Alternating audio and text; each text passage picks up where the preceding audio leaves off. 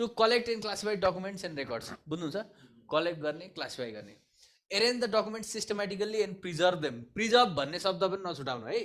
arrange सिस्टमेटिकल्ली भइहाल्यो फ्युचरमा चाहिँदाखेरि locate गर्ने कुरा पनि भइहाल्यो र प्रिजर्भ गर्ने कुरा पनि भयो प्रिजर्भ किन गर्नु पर्यो लिगल अब्लिगेसन छ सरकारी निकायमा अब प्राइभेट सेक्टरमा कानुनी दायित्व नहोला तर उनीहरूले प्रिजर्भ गर्नुपर्ने उनीहरूको स्ट्राटेजी वा पोलिसी हुनुहुन्छ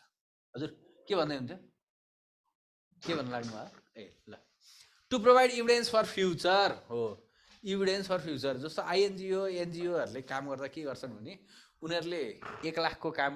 चाहिँ 1 लाख खर्च गर्यो भने 5 रुपियाँको काम गर्छन् क्या तर 5 रुपियाँको काममा यति धेरै डाटा खेलाउँछन् यति धेरै रेकर्डहरू राख्छन् यति धेरै रिपोर्टिङहरू गर्छन् यति हेभी बल्की रिपोर्टहरू बनाउँछन् कि उनीहरूले 1 लाखको कामलाई 50 लाखको देखाउँछन् है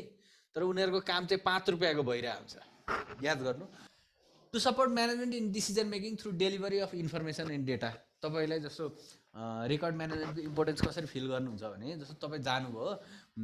हिजो कसले मलाई मुद्दा फाट्न सोध्दै हुन्थ्यो नि जिल्ला प्रशासनमा बस्नुभयो नागरिकता फाँट सबभन्दा सजिलो सुरुमा त्यहीँ हालिदिने हो जिल्ला प्रशासनमा जागिर खानुमा नागरिकता फाँटमा केही गर्छ होइन त्यहाँ भएको कुरो भरेर टिप्नलाई सकिन्छ है अब मुद्दा फाँट हालिदिनु भयो भने त च्यालेन्ज छ नि त अनि केस आयो नयाँ भने के गर्ने भने त पहिलाको केसमा के गरेको छ त्यो पल्टाएर हेरेर सिक्ने हो मैले पनि त्यही गरे हो अरूले पनि त्यही गरे हो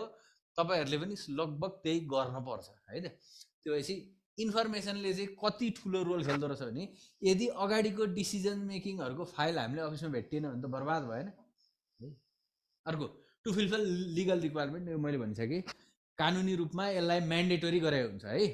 useful for management to formulate plan policy and through information obtain from filing plan पोलिसीको लागि अथवा इन्फर्मेसनको लागि डिसिजन मेकिङको लागि यो वर्ड पनि सम्झिनु है रेकर्ड किपिङ फाइलिङ भनेको रेकर्ड किपिङ स्पेसल्ली होइन रेकर्ड किपिङकै पार्ट अफ फाइलिङ भनेको यसको मेजर इम्पोर्टेन्स चाहिँ के भने डिसिजन मेकिङको लागि यसले के गर्छ भन्दा हेल्प गर्छ how fact information data statistics provide गर्न है त अनि important to fulfil legal obligation of office perform audit review and monitoring and function जस्तो अडिटको लागि फाइलिङ र रेकर्ड किपिङ किन जरुरी छ भन्नु त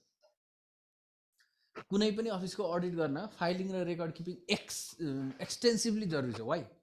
why it is so much important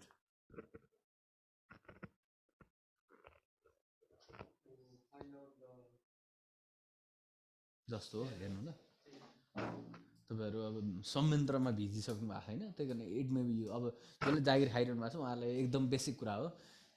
account section हुन्छ अकाउन्ट सेक्सनमा सुरु काम के गरिन्छ भन्दा चाहिँ त्यहाँ चाहिँ खर्च र आम्दानीको हिसाब राखिन्छ नि खर्च र आम्दानीको हिसाब राख्दाखेरि म्यानेजमेन्ट कतिले पढ्नु भएको छ जर्नल भौचर बन्नुपर्छ सुरुमा भन्ने पढ्नु भएको नि त्योसँगै एट्याच गरेर डकुमेन्ट्सहरू अथवा रेकर्ड्सहरू राख्ने हो नि त अब हाम्रोमा नेपाली गभर्मेन्ट एकाउन्टिङमा चाहिँ त्यसलाई गोस्वारा भौचर भन्छौँ है अब गोस्वारा भौचर चाहिँ अहिले चाहिँ अब हातले बनाउनु पर्दैन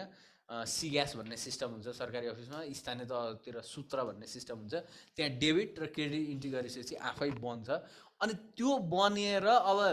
सिस्टममा अटोमेटिकल्ली रेकर्ड बसिहाल्यो तर फिजिकल रेकर्ड पनि हामीलाई चाहिन्छ नि हो अब प्रत्येक पेमेन्टको लागि अथवा प्रत्येक रेभेन्यूको लागि चाहिँ त्यो भौचर राखेर अनि सिस्टममा पोस्टिङ गरेर अनि के गरिन्छ भन्दा त्यो भौचरलाई चाहिँ अब